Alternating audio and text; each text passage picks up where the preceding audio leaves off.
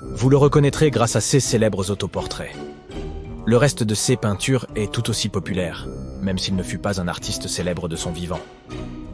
Mais il est probablement surtout connu pour le fait qu'à un moment donné, il a commencé à ne plus aimer son oreille gauche, et alors les choses ont dégénéré.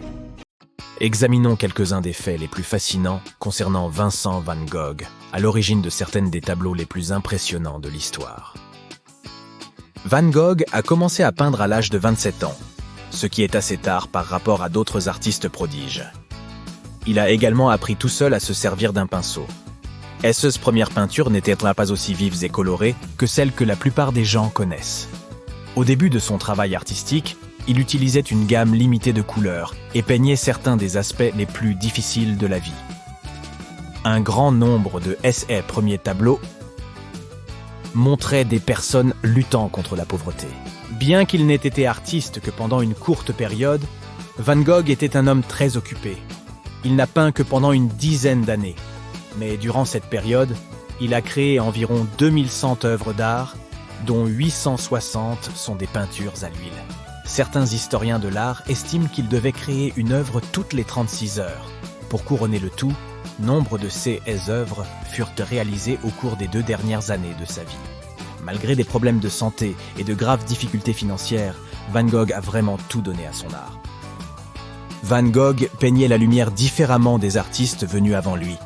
Il donne l'impression que la lumière bouge. Par exemple, le soleil qui brille sur l'eau ou les étoiles qui scintillent dans le ciel nocturne. Lorsque vous regardez ces peintures, la lumière semble vaciller et bouger. C'est parce que votre cerveau ne se contente pas de repérer les différentes couleurs, il les voit aussi se mélanger. Il vous trompe en vous faisant voir différentes nuances de lumière. L'un des tableaux les plus célèbres de Van Gogh s'intitule « La nuit étoilée ». Comme son nom l'indique, il représente un ciel nocturne rempli d'étoiles. Le tableau montre également un village, avec des maisons et des arbres éclairés par les étoiles. Cette œuvre est célèbre pour ses couleurs vives et la façon dont Van Gogh a capturé le sentiment de la campagne en pleine nuit. Mais cette peinture était-elle originale ? D'autres artistes semblent penser que Van Gogh s'est en fait inspiré d'une autre œuvre célèbre. La galaxie du tourbillon de William Parsons, si vous comparez les 2 images, vous verrez de nettes similitudes. Ce n'est pas le seul fait fascinant concernant ce tableau. Certains historiens de l'art estiment que la nuit étoilée de Vincent van Gogh montre qu'il était aussi amateur d'astronomie. Notre artiste étudiait les étoiles au-dessus de sa tête au moment de peindre cette œuvre célèbre, non loin d'un établissement psychiatrique en France. Si nous comparions une image réelle du ciel nocturne avec le tableau de Vincent, nous serions stupéfaits par la précision de son regard. La lune dans le tableau se trouve à l'endroit où elle aurait été si Van Gogh avait réalisé son œuvre vers 4 heures du matin. L'objet brillant à droite du cyprès se trouve à l'endroit exact où Vénus se trouvait à cette même heure. La constellation du Bélier se trouve en haut du tableau. Certains experts pensent que la partie tourbillonnante au milieu de l'image est une comète que Van Gogh a imaginée, et non quelque chose qu'il a réellement vu. Ils ont également retrouvé les pages d'un magazine que Van Gogh lisait et qui contenait des images de comètes ressemblant à ce détail du tableau. Des années plus tard, des scientifiques ont utilisé le télescope Hubble pour observer un nuage tourbillonnant autour d'une étoile, et ils se sont souvenus de la « nuit étoilée » de Van Gogh.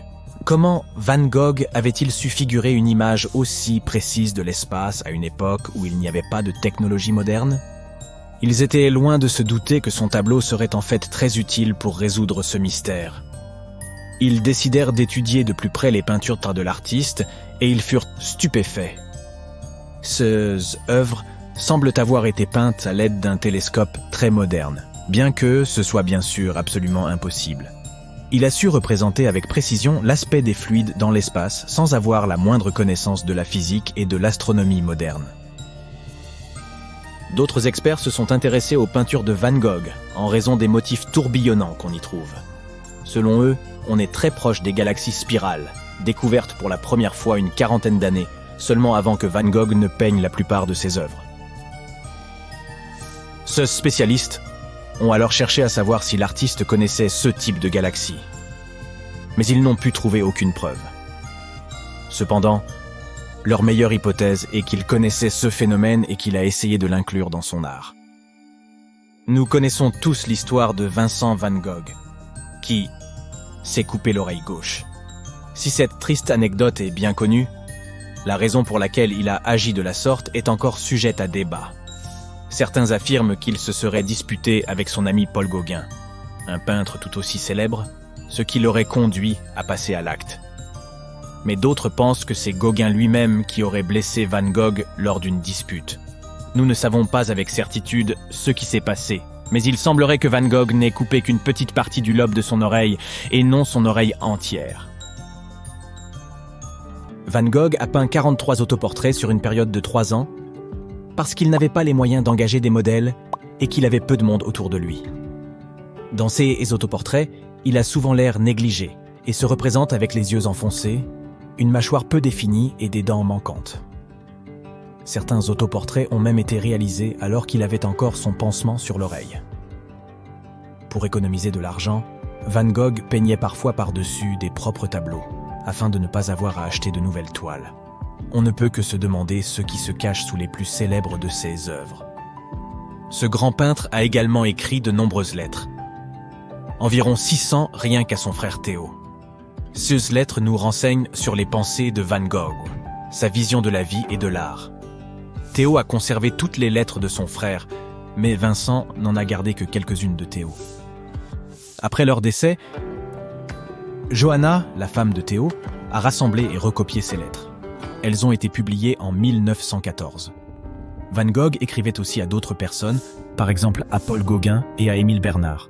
Ces lettres nous permettent d'en savoir plus sur sa vie et de comprendre sa vision du monde.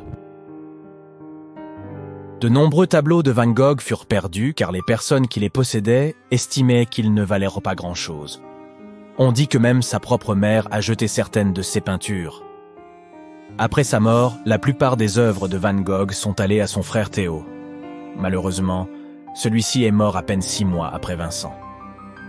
Par chance, c'est Johanna, la femme de Théo, qui a hérité de toute l'œuvre. C'est grâce à elle que Vincent est connu de par le monde.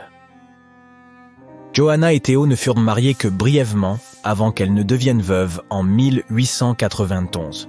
Elle dut alors s'occuper seule de son jeune fils. Elle dut également trouver une solution pour toutes ses peintures que Théo lui laissait. Théo voulait que les gens connaissent l'œuvre de son frère et Johanna désirait honorer la mémoire de son mari en réalisant son souhait. Pour ce faire, elle s'installa à Bussum, aux Pays-Bas, où elle ouvrit une maison d'hôtes. Elle y rencontra de nombreux écrivains et artistes qui l'aidèrent à mieux connaître le monde de l'art. En 1905, la belle-sœur de Van Gogh organisa une grande exposition des œuvres du peintre dans un musée d'Amsterdam. Plus de 480 tableaux y furent exposés. Après l'exposition, la valeur de l'œuvre de Vincent augmenta rapidement. Un tableau intitulé « Portrait du docteur Gachet » fut vendu plus cher que n'importe quel autre tableau de Van Gogh. Cette vente eut lieu en 1990 et les enchères montèrent jusqu'à 83 millions de dollars. Il s'agissait de la somme la plus élevée jamais payée pour un tableau. Si l'on tient compte de l'inflation, cela équivaudrait aujourd'hui à environ 180 millions de dollars.